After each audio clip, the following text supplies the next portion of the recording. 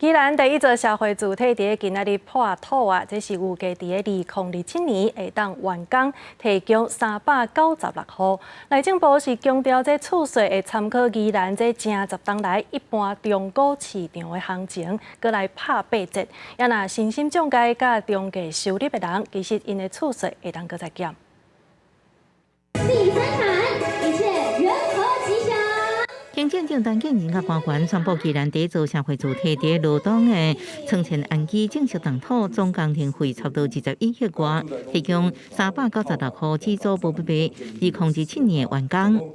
租金当然在宜兰就用宜兰的租金，它就是用我们旁边10年到40年一般中古住宅的市场租金当做租金标准。内政部强调，宜兰社会主体品质甲全国各县市同款，按过租金会参考宜兰10到40年一般中古厝的市场租金，搁拍8折。新中介甲中介收入户租金也个人搁较低。根据国家主体甲都市更新中心的资料，全国社会直接起的社体目前已经9万户，目标明年全国22县市都能起社体。应该还是会有人会想租啊，会想租这样。为什么？因为就是买不起啊。你的话，你会想要租吗？就是如果这样，会怎么说？